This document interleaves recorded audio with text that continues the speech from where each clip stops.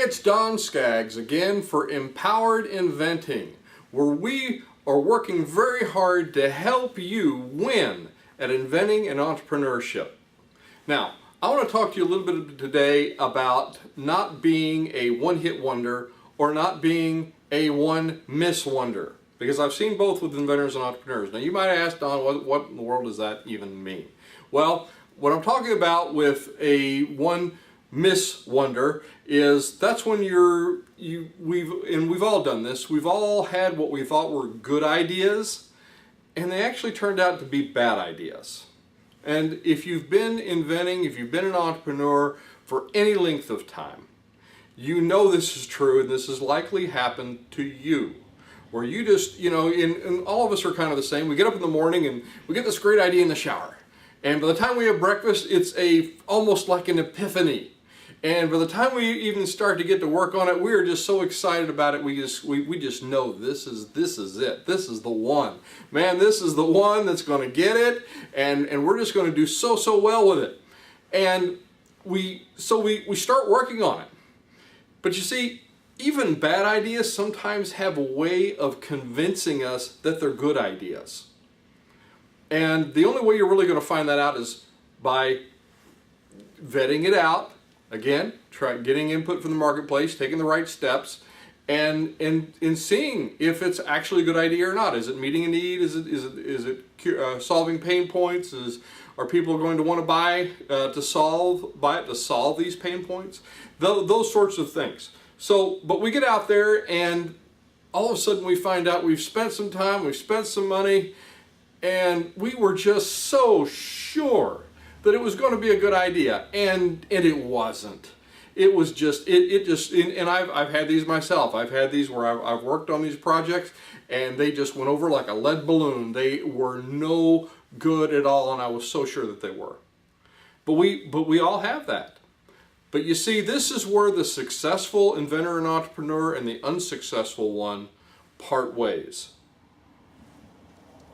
Because the unsuccessful person will treat that failure, and it'll just spawn a negative attitude, and they'll end up just painting their entire world with that negativity, and just give up and be a failure.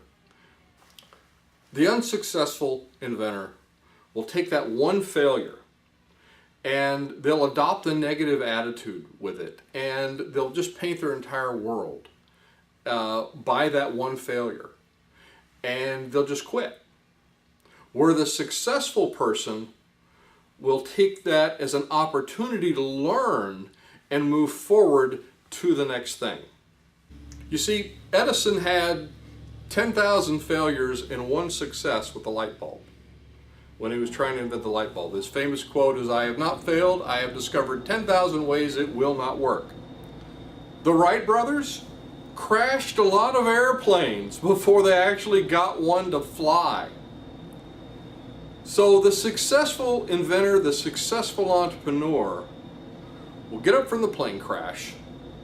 They will have assessed the risks and not made it a fatal plane crash. That's a whole other piece to this. But they'll brush themselves off. They'll figure out, okay, what did we learn from this? And they'll press on. The successful inventor or entrepreneur, after this happens, just like the unsuccessful one, will feel like a total failure. Now let me stress this: you will feel like a total failure. But don't let that stop you. Don't let that cloud your judgment, because just like Edison, just like with the Wright brothers, you get yourself up, you pick yourself up, you dust yourself off, and you figure out, what did I learn from this, and how can I turn this into a positive? And that separates the successful person from the non-successful person every single time.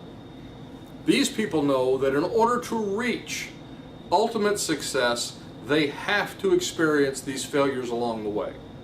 And while they look all romantic and fascinating, and oh yeah, we can do it from a theory standpoint, or watching it from afar where it's happening to someone else, or watching someone else's biography, when it's really happening to you and it's your real life, it really hurts. And you don't want to move forward. you just feel frozen.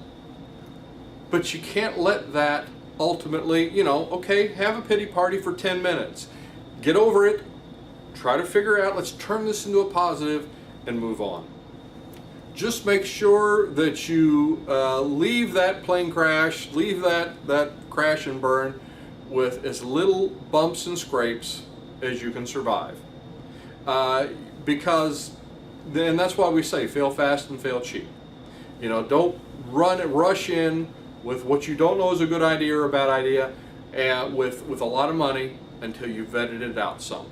So when you're taking a risk, always ask one question: is this going to kill us? Is this going to be something that is unsurvivable financially, or stop my ability to move forward with a variation of this or something else?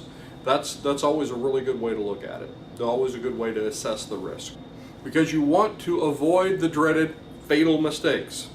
Mistakes are not fatal unless you take the ones that are where the results will be fatal. So don't do that. Don't have an all or nothing perspective with it either.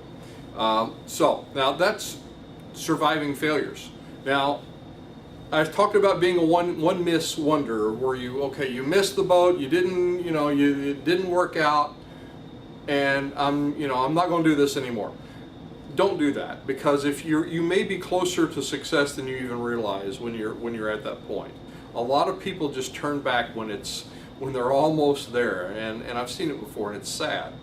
But there's another thing, and that's being a one-hit wonder. Letting success, you're successful with one item.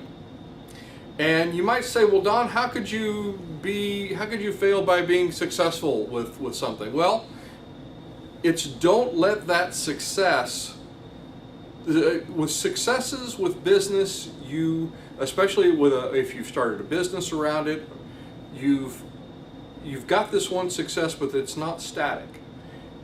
They're going to want to know a little bit down the road. Well, I'll tell you a great example of this. When we had our business, we had some really great successful products. We started out with a handful of products. We wound up, when we finally sold the company, with over 100 products. And one of the things that drove that, outside of just, revenue and, hey, we have to grow the business and make a living and all that, is that when I would go through the customer's door, and I had a lot of customer contact, especially in the early days, when I would go through the customer's door, they would always ask me one thing, is, Don, what's new? What's next? And people will expect, if you have a success, people are going to ask that of you, because you brought them this first really, really cool thing that just rocked their world. And now they're going to want to know, well, what's new? What have you done for me lately? This is the old stuff. What do you have new that's exciting? So we always had to be innovating and coming up with new things, maybe in new areas, not necessarily improvements of what we had just come out with, but entirely new things within that same industry. And you have to do the same thing. But you see, we all have this tendency when we're successful to kind of just kind of lean back and look at our success like it's a trophy on a wall, and it's not. These things have expiration dates, and they have 20-year patent lives, and they have product cycles where they're going to buy, but you don't know what's going to happen around the corner. So you always have to be innovating. You always have to be coming up with something new and something fresh. And you have to have an answer for these customers of what is new. And if you don't adapt to the market, and the market's always changing, so if you don't adapt, then all of a sudden you become one of those dinosaurs that you laughed at when you came out with your innovation. A great example of that is Blockbuster. Does everybody remember Blockbuster? I mean, there was a Blockbuster on every corner back in the what was that, the 90s? And today, they're gone. I think there might be one Blockbuster left in like Alaska or some crazy, some way far off place. So Alaska's not crazy, by the way. Anybody watching this from Alaska, Alaska's great. But here's the thing: is Blockbuster failed to see the change, and they failed to change. They were actually offered to buy Netflix, and I forget what they what they were selling for. It was some just really small amount, and they just kind of blew them off. No, we're doing just fine without the Netflix. And of course, you know, the rest is history. So always be ready, always be coming out, and always be ready to adapt to the market. Not only with your first idea, not only with your first success, but with subsequent ones. Because customers are always going to look for that too. So don't let success, don't let all, and you know, you look at your success and you know, it represented all of this blood, sweat, and tears. And even in the face of the naysayers, you still made it. And you want to kind of put it, like I said, that trophy on the wall. But don't do that. You've got to be moving towards the next thing. So anyway, I hope this is helpful. I'm Don Skaggs, empoweredinventing.com. If you want to check out our website, if you're watching us on YouTube, please be sure and subscribe, hit that notification bell, help us to grow our tribe and help other inventors and entrepreneurs out there. And I will look to see you at the next meeting, workshop, maybe one of our online classes, or on the next video.